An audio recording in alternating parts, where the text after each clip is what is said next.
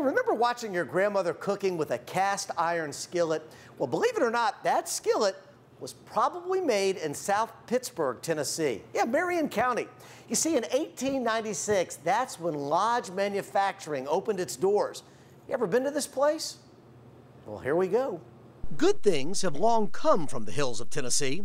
The land that gave birth to legends like Davy Crockett and Daniel Boone is today holding strong to another American treasure, lost everywhere else but in South Pittsburgh. Lodge cast iron skillets. They've been making iron cookware since 1896. Today, it's the only manufacturer in the United States. We don't really have a guarantee. Somebody calls and says, I broke my skillet, I've had it for 2 days or 5 years, the chances are they're going to get a new skillet. But we don't have a lot of breakage. Not many break because the iron is virtually indestructible.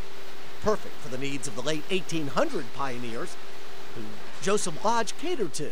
The big wash pots, English kettles, hand boilers, all sorts of, even the boot scrapers. And ideal for today's cooks as well.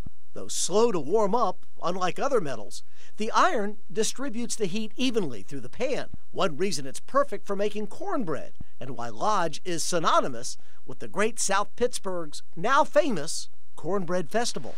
But the process of turning iron ore into cooking ore is painstaking. It starts in the mountains, where the iron ore is taken out of the mountains, smelted from the rock, becomes pure, basically pure iron ore. We take that iron ore and we melt it, put some alloys with it to get the proper metallurgy for cast iron cookware. And then we actually pour molten metal into sand molds. Lodge says that each mold can make only 1 or 2 items before the sand has to be recycled, making each piece of Lodge cookware very unique.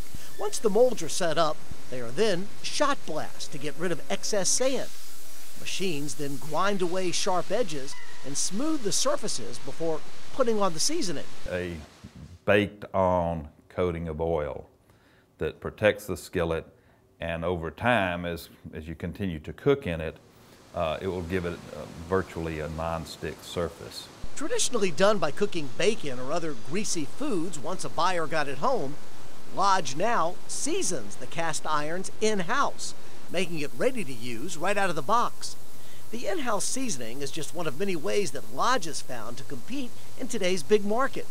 The company also sells enameled coated cookware and will soon launch a new line of stainless and cast iron sets. We compete well in just the cast iron arena, the things we make here, but to stay a player in the entire cookware part of the world, we've got to have other offerings of other kinds of materials. And other kinds of outlets, though known for its retail stores across parts of the South, Lodge now markets its products at Walmart, Target, even Amazon.com.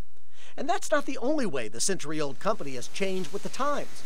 This foundry of steel shards, molten metals, and extreme water runoff is one of the most environmentally friendly factories in the world. There's virtually nothing that comes into this plant that doesn't go out either to somebody else to recycle or that we don't recycle inside the plant. Henry Lodge says while the cookware giant is willing to embrace new ways for much of what they do, the old ways are still critical. The more than 200 employees who work here can put in some grueling days. But unlike the modern business trend of hopping from job to job, loyalty at this company runs very deep. Their average employee has been here for more than 10 years. We hope we can make it a lifetime for them. A fitting hope from a company whose promise is to make cookware to last a lifetime. And just one more reason the company will be lodged in these hills for years to come. Hey, for more information on everything that Lodge Manufacturing makes, go to lodgemfg.com. Coming up, we'll take you to a one-time well-known restaurant here in Chattanooga, but now they have resurfaced in Dayton, Tennessee. We'll be back with the story of Finn's Restaurant in just a couple of minutes.